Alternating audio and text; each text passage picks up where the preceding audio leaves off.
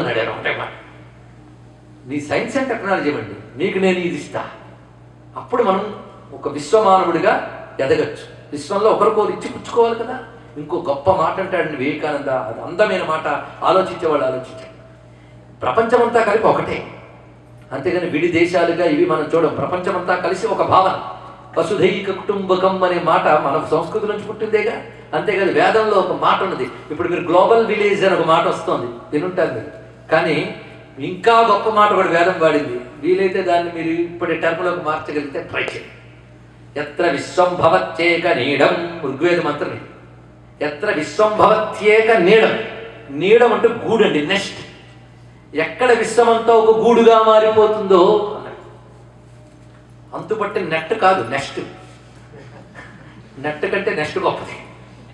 నెట్లో చిక్కుకుపోయే ప్రమాదం ఉంది, నెస్ట్ అంటే దగ్గరయ్యే ఆనందం ఉన్నది. అందుకు ఎత్ర విశ్వం భవత్యేక నీడం, ఎంత గొప్ప భావన నచ్చునండి. అది ప్రపంచంలో ఎవరి కంట్రిబ్యూషన్ ఏమిటో చెప్పాలి. అప్పుడు ఒక మాట అంటాడు, ఈ విశ్వం అనేటటువంటి సంగీతంలో ప్రతి దేశానికి దాని స్వరం దానిదే అంటాడు. గొప్ప మాట. అంటే ఒక సంగీతంలో రకరకాల స్వరాలు ఉంటాయి. ఆ స్వరాలన్నీ మేళనంతో అద్భుతమైనటువంటి మెలోడీ పుడుతుంది, అంతే కదా. ఆ మెలోడీలో దేని స్వరం ఇంపార్టెన్స్ దానిదే, దేని ప్లేస్మెంట్ దానిదే. కానీ ఏ స్వరం ఎందుకు అనడానికి లేదు, ఏ స్వరం ప్రత్యేకత దానిదే. అలాగా ప్రపంచ సంగీతంలో భారతదేశం యొక్క స్వరం దానిది, దాని ప్రత్యేకత దానిది. అందుకే భారతదేశం ప్రధానంగా ఆధ్యాత్మిక దేశం. ఏది చూసినా ఆధ్యాత్మికంగా ఆలోచిస్తుంది. ఒక్కొక్క దేశానికి ఒక్కొక్క సంస్కారం ఉంటుందండి. ఒక్కొక్కరికి ఒక్కొక్క సంస్కారం. ఒక విశాలమైన చోటు చూశాడు, ఆ పక్క నుంచి ఒక సాధకుడు వెళ్తున్నాడు. ఇలాంటి చోట కుటీరం పెట్టుకుని ఆసనం పెట్టుకుంటే భలే ఉంటుంది అన్నాడు వాడు. ఇంకోటి పక్క నుంచి వెళ్తున్నాడు, ఇంత ఖాళీ చోటు ఉంది, ఇక్కడ మన అపార్ట్మెంట్లు పెట్టి రియల్ ఎస్టేట్ చేస్తే భలే కలిసి వస్తుంది అన్నాడు ఇంకోటి. సంస్కార భేదాలు ఇవన్నీ కూడా. అలాగా ఒక దేశం అనేక రకాల విజ్ఞానాలు సాధిస్తుంది. ఈ పాయింట్ జాగ్రత్తగా క్యాచ్ చేయడానికి ప్రయత్నించండి. ఒక దేశంలో అనేక రకాల విజ్ఞానాలు వస్తాయి. కేవలం స్పిరిచువల్ నాలెడ్జే కాదు, మెటీరియల్ నాలెడ్జ్ కూడా ఉంటుంది. అందులో వైద్యశాస్త్రం, ఆరోగ్యాలకు కావాల్సిన ఇతర శాస్త్రాలు, అగ్రికల్చరు, ఇంకా అనేక గణిత శాస్త్రం అనండి, ఈ శాస్త్రం అనండి, ఆ శాస్త్రం అనండి, మెటీరియల్ సైన్సెస్, ఎన్నో సైన్సెస్ డెవలప్ అవుతాయి. అయితే ఒక దేశం దాని సంస్కారం బట్టి వీటన్నిటిని ఆధ్యాత్మిక దృష్టితో చూస్తుంది. ఇంకొక దేశం దాని సంస్కారం బట్టి దీనన్నిటి వ్యాపార దృష్టితో చూస్తుంది. అంటే ప్రతిదానితో ఎంత డబ్బు చేయొచ్చు అనేది ఆలోచిస్తుంది. విధి ప్రతిదానం నుంచి మనం ఇంకా ఎంత పవిత్రంగా దాన్ని వాడుకొని ఇంకా గొప్పవాళ్ళు అవుదామని ఆలోచిస్తారు వీళ్ళు. ఇంకొకరు ప్రతిదాన్ని రాజకీయంగా చూస్తారు. ఒకడు ఆధ్యాత్మికంగా చూస్తాడు ప్రతి విజ్ఞానాన్ని, ఇంకొకడు వ్యాపారంగా చూస్తాడు, ఇంకొకడు రాజకీయంగా చూస్తాడు. ఒక్కొక్కరిది ఒక్కొక్కరి లక్షణం. భారతదేశంది ప్రతిదాన్ని ఆధ్యాత్మికంగా చూడడం దాని లక్షణం. అందుకే ఏ శాస్త్రం చూసినా భగవంతుడి ఒక స్మరణ, ఆధ్యాత్మిక దృక్పథం ప్రతి శాస్త్రంలో కనబడుతుంది. మనకి ఆయుర్వేదం చూడండి, అది వైద్య శాస్త్రం, అంటే మన దృష్టిలో మెటీరియల్ సైన్స్. కానీ అందులో చరకుడు సుశ్రుతుడు ప్రపంచం నివ్వెరపోయే వైద్య రహస్యాలు చూపించాడు. మీరే చెప్తారు, మొట్టమొదటి సర్జరీ అనేటటువంటి సుశ్రుతుడు చేశాడని హిస్టరీ కదా. అలాంటి మహానుభావుడు కూడాను కొన్ని రోగాలు పోవాలంటే మణిమంత్ర ఔషధులు వాడాలి, ఫలానా రోగానికి ఔషధం వాడాలి, అది కూడా పనిచేస్తుందో లేదో పక్కన పెట్టి విష్ణు సహస్రం చదివితే రోగం పోతుందని రాస్తాడు. మీరేం చెప్తారు చెప్పండి. అంటే దేన్ని దాన్ని విడిగా చూడకుండా ఒకదానికొన్న ఇంటర్ రిలేషన్ స్టడీ చేస్తే ఆ రోజుల్లో మనవాడు మహానుభావులు. అలా దేశం సంస్కారం కనుక తనదైన ఈ స్వాభావిక గుణాన్ని కోల్పోకుండా భారతదేశం పాశ్చాత్య నాగరికతలోని సైన్స్ అండ్ టెక్నాలజీని వాడుకుంటూ తనదైన విలువలతో డెవలప్ అవ్వాలి. అలాంటి విద్య నేర్పాలన్నాడు. ఇప్పటికే అలాంటి విద్య రాలేదండి భారతదేశానికి. మన స్వతంత్రం వచ్చింది కానీ భారతీయత రాలేదు. అది బహుశా నిన్న మొన్న ఒక దగ్గర నేను ఆర్తితో చెప్పుకున్నాను. వివేకానంద వాళ్ళ లాంటి మహానుభావులు, అరవింద మహర్షి లాంటి మహానుభావులు, అల్లూరి సీతారామజు లాంటి యోధులు, సుభాష్ చంద్రబోస్ లాంటి వాళ్ళు కలలు కన్న నిజమైన భారతీయ స్వాతంత్రం మనకు రాలేదు. పాశ్చాత్య నాగరికతల్ని ప్రేమించి మానసికంగా వాళ్ళకి బానిసలైపోయినటువంటి వాళ్ళు ఏలుతున్నారు, ఏలారు. అలాంటి స్థితి వచ్చింది. అవునా లేదా? మీకు నాకంటే ఎక్కువ తెలుసు. వాళ్ళు బానిసలు పాశ్చాత్య నాగరికత. మన సంస్కృతిపై గౌరవం లేని వాళ్ళే మనకు మొదటి నుంచి వస్తున్న పాలకులు. ఆ పాలసీలే మిగిలిన మనకి. ఏమనంటే దానికి సెక్యులరిజం లాంటి పేర్లు పెడతాం. ప్రారంభం ఏం చేస్తాం? సరే, వివేకానంద చెప్తున్నది ముందు ఎడ్యుకేషన్ అంటే ఏమిటంటే డిఫైన్ చేశారండి, అద్భుతమైనది. ఎడ్యుకేషన్ అంటే sound mind in sound body. మనల్ని శారీరకంగా, మానసికంగా, బౌద్ధికంగా బలవంతుల్ని చేసి దృఢపరిచే వ్యక్తిత్వం ఇవ్వగలిగేదే ఎడ్యుకేషన్.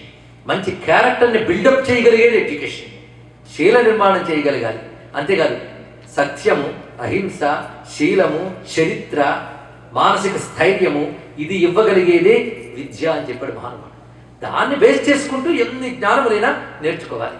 అంతేకాదు ఆ సమయంలో ఆయన చేసిన గొప్ప పని ఏంటంటే, ఒకసారి ఫ్లైట్లో వెళ్తూ ఉంటారని టాటా కలిసేట జంషెడ్. ఆ టాటా మాట్లాడుతూ నేను పాశ్చాత్య దేశాల నుంచి కొన్ని ఇంపోర్ట్ చేసుకోవడానికి వచ్చాను, సిగ్గులేదు అన్నట్టండి. ఇక్కడ నుంచి ఇంపోర్ట్ చేసుకుంటావా, నీ దేశంలో ప్రొడ్యూస్ చేయలేవా అన్నట్టు. అక్కడ అది ఆ మాట స్ఫూర్తి కలిగి టాటా భారతదేశంలో పారిశ్రామిక రంగానికి శ్రీకారం చుట్టాడు. ఇప్పటికీ టాటా స్థానం ఏంటో తెలుసు కదా. అంటే భారతదేశం పారిశ్రామిక రంగంలో ప్రగతి సాధించడానికి మూలమైన టాటాకి స్ఫూర్తినిచ్చిన మొదటి మాట స్వామి వివేకానంద. ఇది చూడండి, అది వివేకానంద దేశం కోసం ఆయన ఇచ్చిన విజన్. ఇప్పుడు భారతీయ హిందూ మతం అంటే అర్థమైంది కదా, ఇవన్నీ విడిచిపెట్టి పోవడం కాదు. అదే అయితే భగవద్గీతలో పడుతుంది. ఆధ్యాత్మిక దృష్టితో, ధార్మిక దృష్టితో భౌతిక అభివృద్ధి సాధించడమే నిజమైనటువంటి ధర్మం. గుర్తుపెట్టుకోండి. అది చేసి తాను ఆనాడు కృష్ణుడు చెప్పిన మాట ఆయన చెప్పాడు ఇక్కడ. అంతేకాదు బెంగళూరులో టాటా రీసెర్చ్ ఇన్స్టిట్యూట్ స్థాపించారు. వీళ్ళు వచ్చారు సైంటిఫిక్ రీసెర్చ్ ఇన్స్టిట్యూట్. దాన్ని హెడ్గా ఉండమన్నట్ట. మరి తెలివితేటలేంటి, మేధాశక్తి ఏమిటి అంటే సన్యాసికి పదవులన్నీ కూడదని చెప్పాడు మహానుభావుడు. అప్పుడు ఆయన యొక్క పద్ధతుల ప్రకారంగా వేరే వాళ్ళని నియమించారు. తర్వాత ఒక ఆయన వచ్చి బెంగళూరులో పెద్ద గుడి కడదాం అనుకుంటున్నట్ట. ఉన్న గుళ్ళు చాలు, ఒక పెద్ద సైన్స్ అండ్ టెక్నాలజీకి సెంటర్ కట్టండి అన్నాడు. ఇప్పటికీ బెంగళూరులో పెద్ద సైన్స్ అండ్ టెక్నాలజీ ఇన్స్టిట్యూట్, నాకు పేరు గుర్తు రావట్లేదు, మీకు తెలిసి ఉండొచ్చు. అది పెట్టింది స్వామి వివేకానంద మాటల మీద పెట్టారు. గుర్తుపెట్టుకోవాలి. అంటే భారతదేశం ఎలాంటి భారతదేశం కావాలని వివేకానంద ఆలోచించాడు. ఇక్కడ చూడండి, ఇక్కడ పైగా అప్పుడు ఈ దేశంలో విద్య గురించి, రెండవది ఇందాక చెప్పినట్టు తనదైన ఔన్నత్యం తెలుసుకుంటూ ఎదగడం గురించి. అందుకే ఆయన మాటలకి ప్రభావితులైనటువంటి మేధావులు అప్పుడు నిజమైన స్వాతంత్రోద్యమం వచ్చిందని భారతదేశంలో. ఆ తర్వాత వచ్చిన స్వాతంత్రోద్యమకారులందరికీ స్ఫూర్తి వివేకానంద. ఈ మాట నేను అనడం కాదు, ఆ ఉద్యమకారులే అన్నారు. ముందు మహాత్మా గాంధీ ఒకటి అంటాడు, స్వామి వివేకానంద ఉపన్యాసాలు చదివేకే నా దేశం గురించి నాకు తెలిసింది, నా దేశం గొప్పతనం కోసం తాపత్రయపడాలని తపన కలిగింది అన్నాడు. అంతేగా నేతాజీ సుభాష్ చంద్రబోస్ గొప్ప మాట అంటాడు, నేను ఆ కాళ్ళ దగ్గర కూర్చుని శిష్యునికం చేయాలి, ఆయన బతుకుంటే ఆ పని చేసేవాడిని అంటాడు ఇక్కడ సుభాష్ చంద్రబోస్. రవీంద్రనాథ్ ఠాగూర్ ఒక మాట చెప్తాడు, భారతదేశం గురించి అర్థం చేసుకోవాలి అంటే స్వామి వివేకానంద సాహిత్యాన్ని అధ్యయనం చేయాలి. ఇది చెప్పినటువంటి మనం కూడా ఆ పని చేయాలి. అంతేకాదు వివేకానంద మాటల వల్ల భారతదేశం గొప్పతనం తెలుసుకుని నన్ను, నా జీవితాన్ని ఇంకా భారతదేశానికే నివేదించుకుంటాను అనే ఉద్దేశంతో మార్గరెట్ నోబుల్ ఇంగ్లాండ్ నుంచి వచ్చేసింది. తనను తాను భారతదేశానికి నివేదించుకుని సిస్టర్ నివేదిత అని పేరు మార్చుకుంది. ఆ తల్లి రచించిన పుస్తకాలు చదవండి, మీకు బాగా తెలుసు. ఆమె ది డివైన్ మదర్ అని కాళీదేవి గురించి అత్యద్భుతమైన పుస్తకం రాశారు. అది శివతత్వం మీద ఆవిడ రాసిన గ్రంథం. ఇవి చదివితే మనకు శివుడు అంటే ఏమిటో అర్థమవుతుంది. చాలా గొప్ప గొప్ప రచనలు చేసింది ఆ తల్లి కూడా. ఈ భారతదేశానికి అంకితమైపోయిన అనేక మందిలో ఆవిడ వివేకానంద మాటల స్ఫూర్తి. అంటే ఈ దేశం వాళ్ళకే కాదు, స్వదేశానికి కాదు, విదేశస్తులకే ఆయన స్ఫూర్తినిచ్చాడు. ఒక ఆయన అన్నాడు, మీరు అమెరికా ఎందుకు వెళ్ళారండి అని. ఇలాంటి పిచ్చి ప్రశ్నలు వేస్తూ ఉంటారులేండి. ఒకటే మాట అన్నాడు, నేను అక్కడికి వెళ్ళి వచ్చి ఇక్కడ చెప్తే నువ్వు వింటావని అన్నాడు. గొప్ప మాట. ఇంటగెలిచి రచ్చగలవని కాదు, రచ్చగలిచి ఇంట గెలిచాడు మహానుభావుడు. అది తెలుసుకోవాల్సింది. ఆయన ప్రతి మాటని భద్రపరుచుకున్నదండి జాతి. ఇటు అటు కూడా మానవ జాతి, భారత జాతే కాదు. ఆ విధంగా భారతదేశంలో ఆయన ఆ తర్వాత చేసిన పనులు మనం చూడాలి. మళ్ళీ సాసేతి సీతాచలం పర్యటించాడు మహానుభావుడు. ఆ సమయంలో హిమోత్పర్వత ప్రాంతాల వైపు కూడా వెళ్ళినప్పుడు మార్గరెట్ నోబుల్ వాళ్ళతో కూడా పర్యటన చేశాడు. 1898లో ఆ మహానుభావుడు అమర్నాథ్ యాత్రకు వెళ్ళినప్పుడు క్షీరభవాని దగ్గర ఆయన ధ్యాన సమాధి స్థితిలో ఉండగా అమ్మవారి దర్శనం పొంది కాళీమాతపై అద్భుతమైన గీతాలు రచించాడు ఆయన. అయితే ఆ సమయంలో ఆయన గంభీరమైన స్థితికి వెళ్ళిపోయాడు. దూకుడు అంటే ఒక నిదానమైనటువంటి ప్రశాంత సన్యాసిగా మారిపోయాడు ఆ స్థితిలో నిజానికి. అయితే ఆ సమయంలో ఆయన చేసింది ఏంటంటే, వేల కొలది ఉపన్యాసాలు ఇస్తే లాభం లేదు, ప్రాక్టికల్గా సాధించి చూపించాలి. వివేకానంద జీవితంలో మరో కోణం చూడండి. ఇక్కడ వరకు ఇంతవరకు ప్రచారం, ప్రచోదనం ఈ రెండు చేశాడు. ఏనాడు భోగంలోకి వెళ్ళలేదు ఆయన. విదేశాల్లో ఉన్నప్పుడు ఆయనకి ఒక్కొక్కరు ఇచ్చిన ఆదరణ, అప్పటి సంపన్నులు ఆయన ఆదరించారు. వాళ్ళ ఇళ్లలో పెద్ద పెద్ద భవంతులు ఆయనకి ఇచ్చేసేట్టు ఉండడానికి, హంసతులిక తల్పాలు. ఆయన తన పడగదిలోకి వెళ్ళగానే ఉపన్యాసాలన్నీ అలిసిపోయి ఆ మంచం దూరం తోసి నేల మీద పడుకునేవాట. ఆ సమయంలో ఆయన కళ్ళ నీళ్లు తిరిగేవిటండి. నా దేశంలో పాశ్చాత్య పాలనలో అస్వతంత్రతతో దారిద్ర్యంతో ఎందరో కటిక నేలపై నిద్రిస్తూ తిండి లేకుండా ఉన్నారు, నేను సుఖంగా నిద్రపోవడమా అంటారు. కింద పడుకునేవాట మహానుభావుడు. అది వివేకానంద. ఎంత త్యాగం ఆ మహానుభావుడు అని చరిత్ర ఏమిటి. ఇక్క దేశానికి వచ్చి ఆయన చేసిన గొప్ప పని ఏమిటి అంటే ముందు మాటలు కాదు, సేవ. ఈ సేవ అనే మాట ఆయన ఇచ్చిన వరుడు చాలా గొప్ప మాట. అక్కడి నుంచే మానవ సేవ మాధవ సేవ అనే మాట మనకు వచ్చిందండి. వివేకానంద నుంచి వచ్చింది మనకి. ఎందుకంటే దానికి ప్రేరణ రామకృష్ణ పరమహంస. అవి గుర్తుకొచ్చేవి వివేకానందకు ఒక్కొక్కటి. వెంటనే ఇంప్లిమెంట్ చేసాం. అది ఎలాగో అంటే ఒకప్పుడు పరమహంస దగ్గర ఎవరో మాట్లాడుతూ మనం భూతముల పట్ల దయ చూపించాలి కదండి, కష్టపడేవాడి పట్ల మనం దయ చూపించాలి కదా అంటే తప్పు అన్నట్టు. దయ చూపించాలి సహాయం చేయాలన్న మాట అనద్దు అన్నట్టు. దయ చూపించిన నువ్వెవడివి, దేవుడువా అన్నట్టు. భగవంతుడే దయ చూపిస్తాడు, సహాయపడతాడు. మనం దయ చూపించడం కాదు. అవతల వాడికి మనం ఏదైనా సహాయపడితే వాడిలో ఉన్న భగవంతుడికి మనం సేవ చేసాం. మనకు సేవ చేయడానికి భగవంతుడికి అవకాశం ఇచ్చాడు. దయ చూపిస్తున్నాం, సహాయపడుతున్నాం అంటే మళ్ళీ నీకు అహంకారం వస్తుంది. వారిలో ఉన్న నారాయణుడికి నువ్వు సేవ చేస్తున్నావు అనే మాట ఆనాడు అన్నట్టు పరమహంస. అది గుర్తుపెట్టుకుని మానవ సేవ మాధవ సేవని తీసుకొచ్చి తాను ఎవరినైతే స్ఫూర్తి కలిగించాడో వాళ్ళతో కలిసి సేవారంగంలోకి దిగాడు ప్రాక్టికల్గా. ఆ సమయంలో కలకత్తాలో ఒక భయంకరమైన అంటువ్యాధి వస్తే తాను తన పరివారంతో కలిసి వెళ్ళి వాళ్ళకి సేవ చేశాడండి. అది వివేకానంద. చూడండి, కబుర్లు చెప్తూ కూర్చోవడం కాదు, దేశం కోసం ఎంత చేశాడు, ఎన్ని సంస్థలు పెట్టాడు. పైగా ఈ సిస్టర్ నివేదిత కొన్ని పాఠశాలలు ఏర్పాటు చేసి భారతీయ జీవన విధానంతో కూడిన ఆధునిక విద్యను బోధించడం, స్త్రీలకు విద్యలు నేర్పడం, అలాగే సంస్కృతాన్ని వాటిని అధ్యయనం చేయడానికి కావలసిన కేంద్రాలు ఏర్పాటు చేయడం, భారతదేశం ప్రాచీన విద్యలను అధ్యయనం చేయడానికి కేంద్రములు, పరంపర అన్ని సృష్టిగా ఏర్పాటు చేశాడు. ఆ సమయంలోనే రామకృష్ణ మిషన్ స్థాపన కూడా జరిగింది. ఇది 1897లో అనుకుంటే 98కి పూర్తయింది. 99లో మళ్ళీ అమెరికా పర్యటనకు వచ్చారు ఆయన. అప్పటికే తురియానంద, అభేదానంద మొదలైన శిష్యులని భారతదేశం నుంచి పంపించారు ఇక్కడ ఉన్నటువంటి మఠాలకి. తర్వాత ఆయన వచ్చారు 1899లో బయలుదేరి. అప్పుడు కూడా కొన్ని యూరోప్ కంట్రీస్ చూసి మళ్ళీ అమెరికా వచ్చి కొన్నాళ్ళు ఉండి, ఆ సమయంలో ఆయన ఉన్న ప్రాంతాల్లో ఒకటి పేసడానా అని కాలిఫోర్నియాలో ఉంది. అక్కడ ఆయన 2 నెలలు ఉన్న ఇల్లు మొన్ననే చూశాను. అలాంటి చూడడానికి రావాలి ఇక్కడికి. అసలు నిజానికి మీరు ఎప్పుడైనా చూడకపోతే తిరగండి. ఇక్కడున్న మన సంస్కృతి ఆనవాళ్ళు ఎక్కడెక్కడున్నాయి వెతుక్కు తిరగండి, తెలుసుకోండి, తెలియజేయండి. అదొక పథకంగా పెట్టుకోండి. అప్పుడు ఇక్కడ ఎవరైతే పాశ్చాత్యులు ఉన్నారో మన సంస్కృతికి ఆచార్యుల్లాగా వాళ్ళ దగ్గర మీరు నేర్చుకుని వాళ్ళని ఒక్కసారి భారతదేశానికి తీసుకొచ్చి వాళ్ళ చేత మన వాళ్ళకి ఉపన్యాసాలు ఇప్పిస్తే భారతీయత అంటే ఏమిటో తెలుసుకుంటారు. ఇది నేను ఏ ఆర్తితో చెప్తున్నానో ఆలోచించి చెప్పుకోండి, మీరు అర్థం చేసుకోండి ఇక్కడ.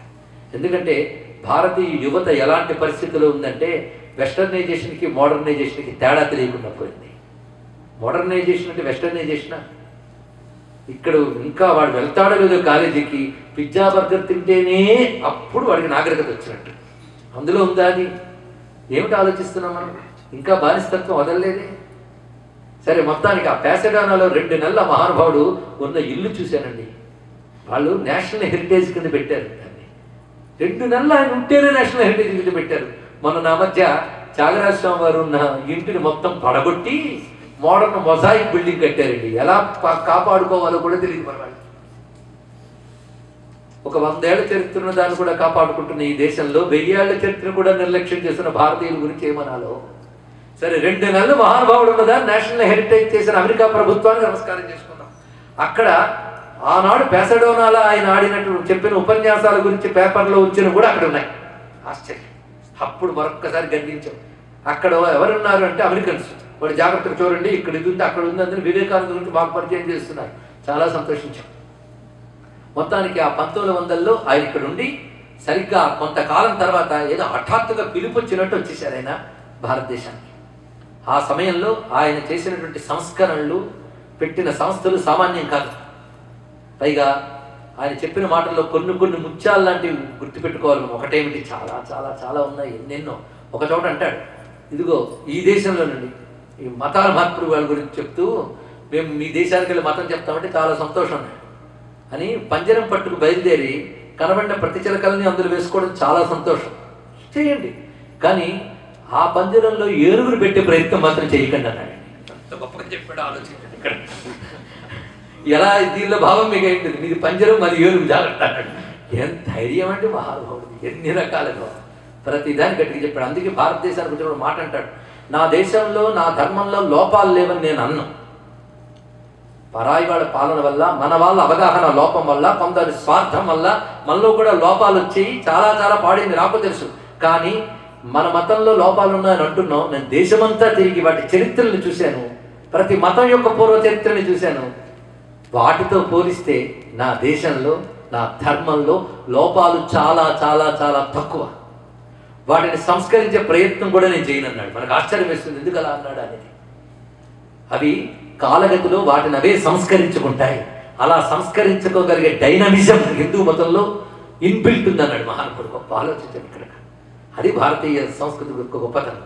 అందుకు ముందు ఈ దేశంపై, సంస్కృతిపై మీ గౌరవం పొందాడు, తర్వాత అన్నీ చేయొచ్చు అది చెప్పాడు. మళ్ళీ అలాంటి మాటలు ఈ రోజుల్లో చెప్తున్న వాళ్ళు చిలక పలుకుల్లా చెప్తున్న వాళ్ళు కాకుండా నిజమైన అనుభూతితో చెప్తున్న ఒక యోగిని నేను చూశానండి.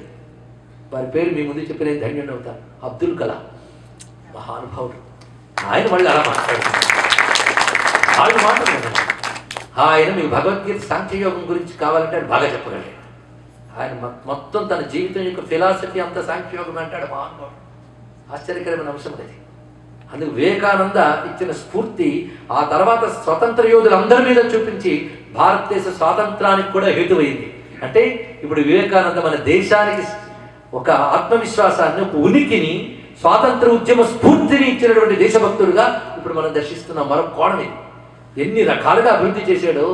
ఆయన పెట్టిన రామకృష్ణ మిషన్ యొక్క గొప్పతనం మనకు తెలుసు. ఆయన ఒక మాట అంటాడు, అది అందరూ గుర్తుపెట్టుకోవాల్సిన గొప్ప మాట. వివేకానంద చెప్పిన మాటల్లో ఒక స్ఫూర్తికరమైన మాట. అదేమిటంటే, మనం ఒక మొక్కని నాటుతాం, అది అభివృద్ధి చెందడం కోసం మట్టి వేస్తాం, నీరు పోస్తాం, మొక్క ఎదుగుతుంది. మొక్క ఎదుగుతున్నప్పుడు ఎన్ని పుచ్చుకుంది? మట్టిని, నీటిని, వెలుగుని, గాలిని అన్నిటినీ తీసుకుని మొక్క ఎదిగింది. అయితే ఈ ఎదిగేటప్పుడు మట్టిని తీసుకుందా కదా అని మొక్క మట్టిగా మారలేదు, గాలిగా మారలేదు, వెలుగుగా మారలేదు, చెట్టుగాని ఎదిగింది. అలాగే మనం కూడా ప్రపంచంలో ఎన్ని రకాల భావాలు, ఎన్ని రకాల విజ్ఞానాలు ఎన్ని గ్రహించినా మనంగా ఎదగాలి అని చెప్పాడు మహానుభావుడు. ఇది ఒకటి తెలుసుకోవాల్సిన గొప్ప విషయం. అంతేగాని మనం నీరుగా మట్టిగా మారిపోనక్కర్లేదు. ఆ ఉదాత్తమైన భావాలు స్వీకరిస్తూనే నువ్వుగా ఎదుగు, నీ ఐడెంటిటీని కాపాడుకో అని చెప్పాడు. అది భారత జాతి సరిగ్గా అర్థం చేసుకుంటే ఇప్పటికీ మించిపోలేదు. జాగ్రత్త పడితే ప్రపంచానికి కావాల్సిన పాఠం చెప్పగలిగిన శక్తి భారతదేశానికి ఉంది అని వివేకానంద చెప్పిన మాటను మనం నిజం చేయగలం. అన్ని విధాలా భారతదేశం ఎదగాలి. ఇటు ఆధునిక విజ్ఞానంతోనూ, అటు ప్రాచీన భవ్య సనాతన ధర్మ మూలాలతోనూ, ఆ పునాదులతోనూ ఎదగాలి అని ఆనాడు వివేకానంద చెప్పిన మాటకు స్ఫూర్తి పొందిన వాళ్ళల్లో స్వామి అరవింద మహర్షి కూడా. వీళ్ళందరూ ఆయన వాళ్ళ స్ఫూర్తి పొందిన వాళ్ళే. ఆయన ఇచ్చిన పరంపరే ఇప్పటికి కూడా మన సనాతన ధర్మానంత గట్టిగా నిలిపింది. చివరిలో మహానుభావుడు తన 39వ ఏట ఆయన తల నరాలు చిట్లి వెళ్ళిపోయాడు. ఆ వెళ్ళిన తీరు చూస్తే సరిగ్గా బ్రహ్మరంధ్రం పగిలింది. 39వ ఏట ఆయన ముక్తి పొందాడు మహాత్ముడు. దానికి కొన్ని రోజుల ముందు ఒక శిష్యుడితో ఆయన చెప్పిన మాట అందరం గుర్తుపెట్టుకోవాల్సింది. ఏమంటున్నాడంటే, ఒక 1500 సంవత్సరాలకి సరిపడే ఆహారాన్ని నేను ఇచ్చాను అన్నాడు ఆయన. ఒక్కటి ఆలోచించుకుంటే చాలు. 1500 సంవత్సరాలకి సరిపడే ఆహారాన్ని ఇచ్చాను అన్నాడు మహాత్ముడు. అంటే ఆయన ఉపన్యాసాలు, ఆయన రచనల ద్వారా, ఆయన చేసిన చేతల ద్వారా మనకు లభించిన విజ్ఞాన సంపద మరో 1500 ఏళ్ల వరకు మనం బతికించగలుగుతాం. అలాంటి విజ్ఞానాన్ని ఇచ్చినప్పుడు అది మనం పట్టుకుని ఇంకా ఎక్స్టెండ్ చేస్తే ఇంకా ఎన్ని వేల సంవత్సరాలకైనా జీవించుంటుంది. అది వివేకానంద పరిధానం. 39 ఏళ్ళు జీవించిన వాడు 1500 ఏళ్లకి కావలసిన జ్ఞానాన్ని ఇచ్చాడంటే వాళ్ళు చరించింది. అటువంటి స్వామి వివేకానంద చూపించినటువంటి భారతీయ హృదయం ఏదైతే ఉన్నదో దాన్ని మనం కాపాడుకుని ధన్యులమవుదాం. ఈ రోజున స్వామి వివేకానందని స్మరింపజేసి నన్ను ధన్యుడిని చేసిన మీ అందరికీ నమస్కరిస్తూ, భారతదేశం సగర్వంగా చాటదగిన మహాత్ముడు ఆయన. అందుకు నేను వివేకానంద పుట్టిన దేశానికి చెందినవాడను, వివేకానంద ఏ మతం గురించి చెప్పాడో దానికి చెందినవాడని చెప్పుకోవడం ఎంత గొప్ప భావనండి. ఒక ఆయన అన్నాడు, వివేకానంద మత సభలకు వెళ్ళి విశ్వమత ప్రవక్తగా మిగిలిపోయాడు అన్నాడు. హిందూ మత ప్రవక్తగా వెళ్ళి విశ్వమత ప్రవక్తగా